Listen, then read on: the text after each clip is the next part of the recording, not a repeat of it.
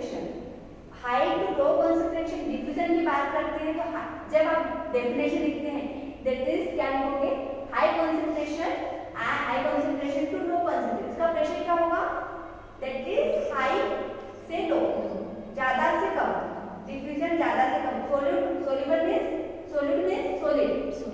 Solid को soluble, solid जो solid चीज है वो क्या कर रही है, पानी में घुल रही है, तो वो कौन सा, हाई से लो में जा रहा है, हाई कॉन्सेंट्रेशन से लो कॉन्सेंट्रेशन। ठीक है, आप यहाँ पे बात कर रहे हैं कि एक पानी के क्या है, एक ग्लास में आप क्या करो, एक ग्लास के अंदर नमक डाल दो, ठीक है, तो क्या घुलन से, ठीक है, आपने क्या किया, सॉलिड को क्या किया, उसके अंदर सॉलिड को पानी में डाल के घुल गया वो, ठीक है, तो क्या घुल गया है, तो वो क्या है, high concentration to low concentration.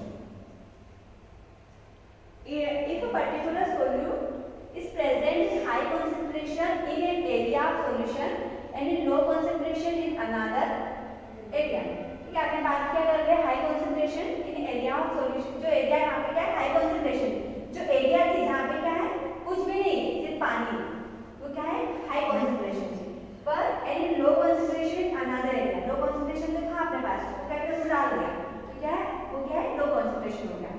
The solute molecules will diffuse toward the area of low concentration।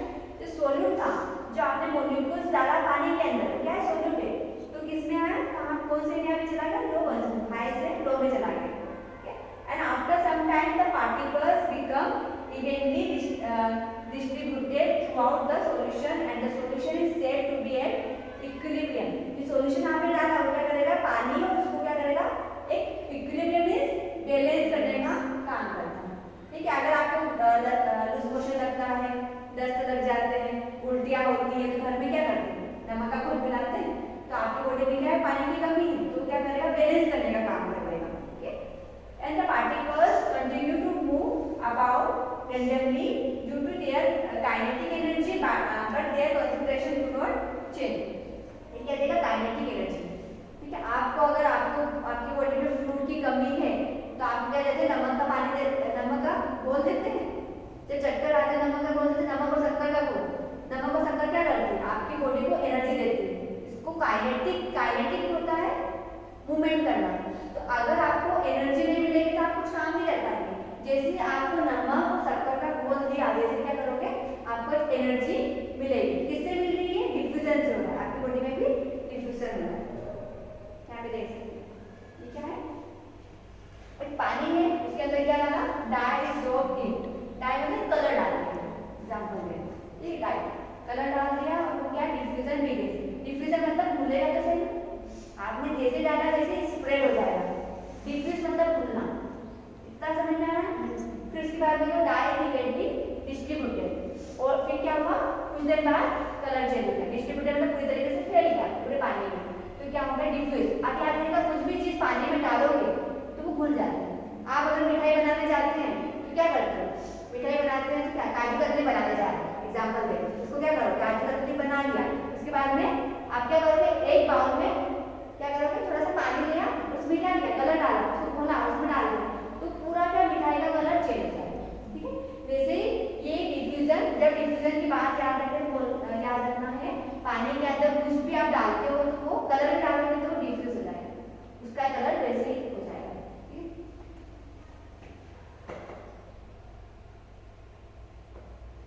Diffusion is a passive process, which means no energy is used to make the molecules move. They have a naturally kinetic energy. इसमें कोई energy नहीं देती, मतलब आपको कोई दबाव या pressure नहीं डालना पड़ेगा, जैसे ही कलर डाला वैसे क्या होगा, ऑटोमेटिकली वो डिफ्यूज हो जाएगा, चम्मच से डालना पड़ेगा क्या, नहीं, वो ऑटोमेटिकली क्या होगा, डिफ्यूज हो जाएगा। दिख रहा है पिक्चर, इस तरीके से होगा, हाई कॉन्सेंट्रेशन से लो कॉन्सेंट्रेशन। हाई कॉन्सेंट्रेशन मतलब क्या होगा, एक डिब्बी में कलर था, वो क्या है, गाढ़ा है, गाढ़ी चीज को पानी में मिलाया तो कैसा हो गया, पानी पानी हो गया। ठीक है, तो क्या होगा, लो कॉन्सेंट्रेशन में चला गया, हाई कॉन्सेंट्रेशन से लो कॉन्सेंट्रेशन। सोल्यूट मतलब सॉलिड, ठीक है, सोल्यूबल था, सोल्यूट था, और वो यहाँ पे चला गया तो सोल्यूबल हो गया, सोल्यूबल मतलब घुलनशील, इसको बोलते हैं डिफ्यूजन। डिफ्यूजन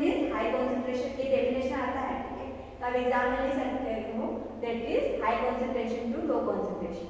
ओके, आप उसका एग्जाम्पल भी बना के बता सकते हैं जो मैंने अभी बताया। एक डाई लिया, जो क्या किया, पानी के अंदर डाला, वो डिफ्यूज हुआ धीरे धीरे, फिर रात में डिस्ट्रीब्यूटेड हो गया, पूरी तरीके से घुल गया। तो आप क्या कर सकते हो, उसका स्ट्रक्चर बना सकते हो, ग्लास बना सकते हो और अलग अलग उसका नाम दे सकते हो, डाई डाला है। Factors influencing diffusion rate, steepness of the concentration gradient. The greater the difference in the concentration between two sides of the membrane, the higher the rate of diffusion. Temperature, the higher the temperature, the faster the rate of diffusion. अगर diffusion की बात कर रहे हैं तो उसके साथ साथ टेम्परेचर भी तो होगा, ठंडा पानी ले सकता है, गर्म हो सकता है, ज़्यादा गर्म भी नहीं, कम भी नहीं, ठीक है, ऐसा यूनिफॉर्म होते हैं उसको। And mass of the diffusion substance, the larger the mass of the diffusing particle, the slower in diffusion rate. Surface area ले सकते हैं, the larger the membrane surface area available for diffusion, the faster the diffusion rate. Example, air sacs in the lungs have larger surface area. आपने surface area की बात कर रहे हैं, आपके lungs के अंदर भी क्या है, lungs के अंदर क्या है, lung किससे बना हुआ है, हवा से बना हुआ है। अब एक लंग, किसी का लंग निकाल के पानी में डाल फ्लोट करेगा, तैरने लगेगा, क्यों, किसने पता है लोगों को, किसी का लंग पानी में डाल दो, फिर कोई डेड पेशेंट है ना, उसका लंग निकाल के पानी में डाल दो तो क्या होगा, लंग तैरेगा, फ्लोट करेगा, क्यों, क्योंकि ऑलरेडी क्या है, एयर सेक से बना हुआ है। एयर सेक का मतलब क्या होता है, हवा, हवा है ना, ऑलरेडी क्या है, अपने लंग्स में हवा भरी हुई है, ठीक है, सबसे हल्का होता है लंग होता है, तो दिखता है बड़ा पर क्या है, हल्का होता है। तो आप जब एयर एक्सचेंज होता है ना, उसमें गैसेस का एक्सचेंज क्यों हो रहा है, तो हवा से भरा हुआ है, गैसेस जा रही है, बाहर तो निकल रही है, ठीक है, तो गैसेस का एक्सचेंज होगा। तो ये सरफेस एरिया की बात कर रहे हैं, तो आपके जो लंग में क्या एयर से एलुला है, फूल गोभी के समान होते हैं, ग्रेप्स लाइक स्ट्रक्चर, अंगूर कैसे होते हैं, वैसे आपके लंग्स के अंदर एलुला होते हैं, गुच्छा होता है ना, तो भी स्ट्रक्चर देखा होगा ना लंग्स का, ठीक है, एयर सेक्स होते हैं, वो क्या होगा, आपकी गैसेस को एक्सचेंज करेगा, वो भी एक सरफेस एरिया है। Diffusion distance, the greater the distance over which the diffusion must occur, the longer it takes in pneumonia, fluid collection increase the diffusion distance.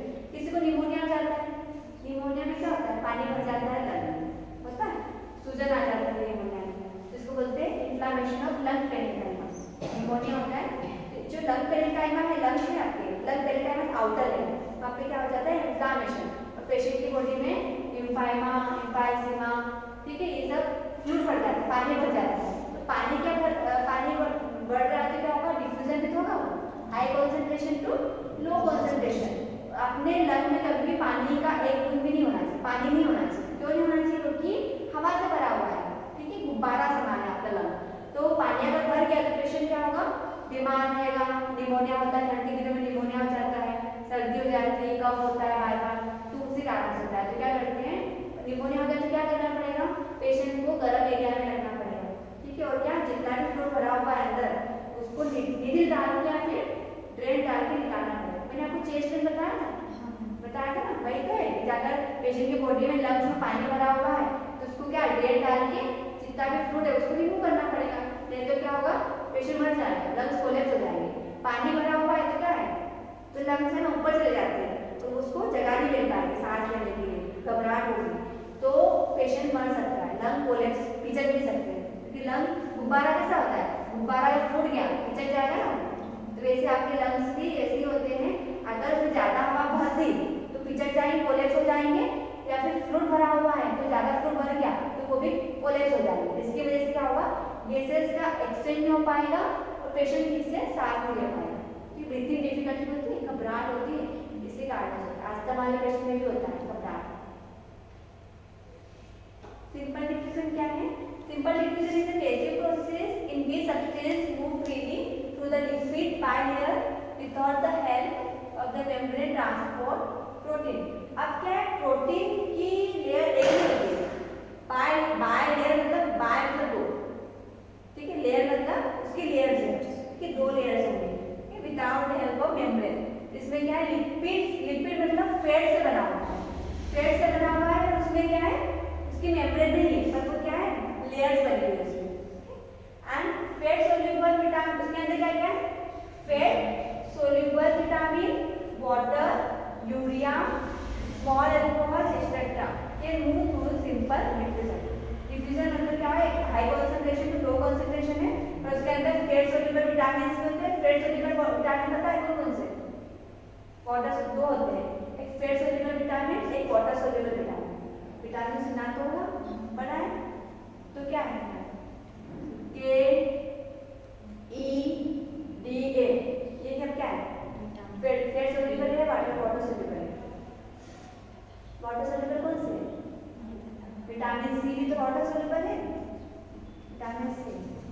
देखो कैसे पता चलेगा? फेट सोल्यूबल है तो फेट सोल्यूबल क्या है? विटामिन के है, विटामिन ई है, विटामिन डी है, विटामिन ए है, ठीक है। बाकी विटामिन कौन से बचे? बी और सी। तो बी और सी क्या है? बी तो बहुत सारे B1 B2 B3 सुना है ना, B12। अब सी क्या है? सिट्रस, खट्टी चीजें होती है, पानी से बनी होती है। डी क्या है? पानी वाले विटामिन। एक फेट वाले विटामिन होते हैं, एक पानी वाले विटामिन होते हैं। तो वाटर सोल्यूबल क्या है? विटामिन बी और सी, दो ही होंगे, याद रखना।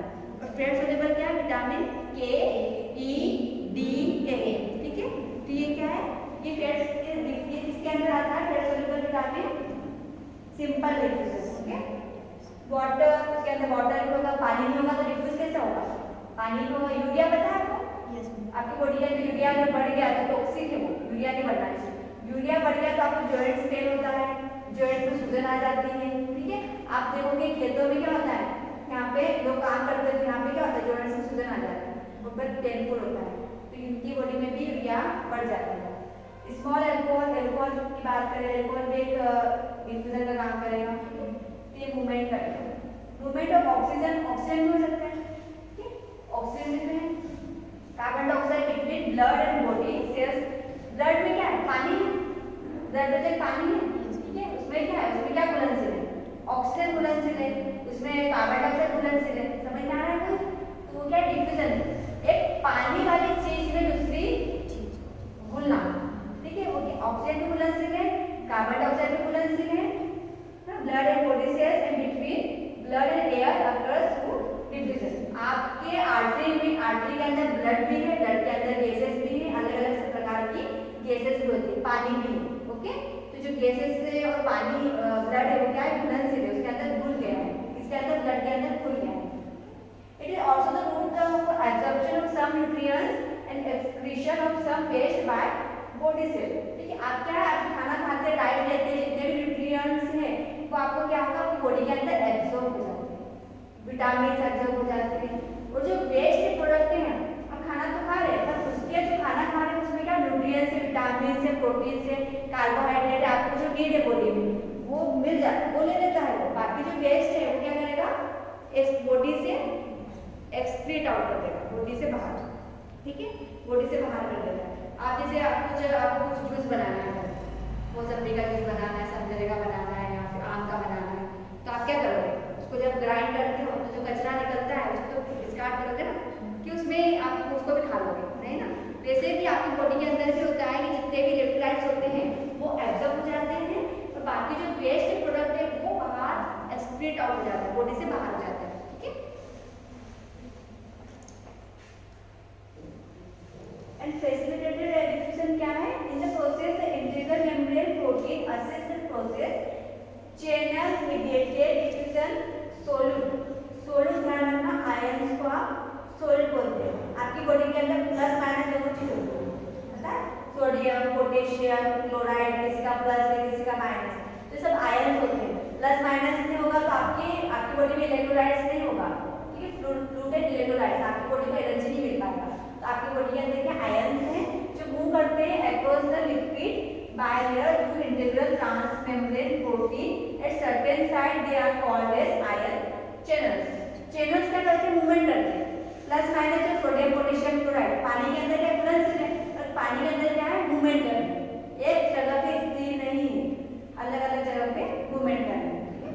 Example solutes that are too polar highly charged to move through the liquid by their ion channels. Charge होती है आपकी बॉडी, आप मोबाइल को चार्ज करते हो, किसी भी चीज को चार्ज करते हैं, वैसे ही आपकी बॉडी क्या होगी? कैसे चार्ज होगी? क्योंकि आपकी जो आयंस होते हैं बॉडी में वो आपकी बॉडी को चार्ज करेंगे, तभी अदरवाइज आप कुछ नहीं हो जेनेसिस में। कैरियर मतलब ले जाना, carrier mediated facilitate diffusion solutes binds to the carrier protein on one side where higher concentration of solute and released to other side of plasma membrane when it changes its shape। वो तो ये बना हुआ है पर वो क्या होगा, ट्रांसपोर्ट कर देगा, वो क्या करेगा, साइज एंड शेप सोल्यूट क्या करेगा, जो साइज एंड शेप मतलब उसका आकार पूरी तरीके से चेंज कर देगा।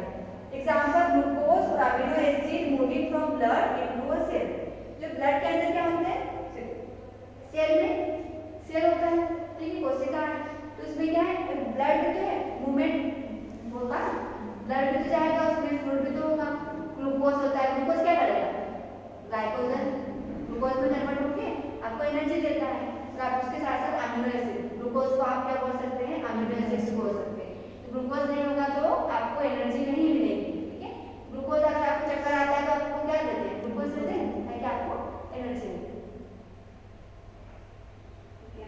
देख सकते हैं पैसिव ट्रांसपोर्ट में सिंपल डिफ्यूजन, डिफ्यूज हो रहा है, पर फैसिलिटेटेड डिफ्यूजन में आप सिंपल में देखेंगे materials move down there concentration gradient through the phospholipid bilayer. इसके अंदर दो लेयर होती है, जो किससे बनी होती है, फॉस्फोलिपिड से, फैट से बनी होती है। सेकेंड आप देखेंगे facilitated diffusion, the passage of materials is aided both by concentration gradient and by transport protein. अब क्या है यहाँ पे कंसंट्रेशन तो है बट बाय प्रोटीन को क्या कर रहा है, ट्रांसपोर्ट भी तो कर रहा है। ये है तो ये तो एक जगह पे बना हुआ है पर एक फैसिलिटेटेड ट्रांसपोर्ट करना, ठीक है, बाहर जा रहा है। यहाँ पे आप देखेंगे active transport molecules again move through a transport protein but now energy must be expended to move them against their concentration gradient. Energy सब मिल गया है, इलेक्ट्रोलाइट्स मिल गए, आयन चैनल्स भी बाइंड हो चुके, उसके बाद में क्या दे रहा है, एनर्जी दे रहा है। एक्टिव ट्रांसपोर्ट, एक्टिव मतलब काम करना, तो क्या ये तो सारी चीज हो गई, उसके बाद में क्या कर रहा है, बाइंडिंग होने के बाद में आप एक्टिव आपके अंदर क्या एनर्जी है और क्या है वो बाहर अंदर की जो ऊर्जा बाहर आ रही है और आप एनर्जी के साथ में काम कर रहे हैं।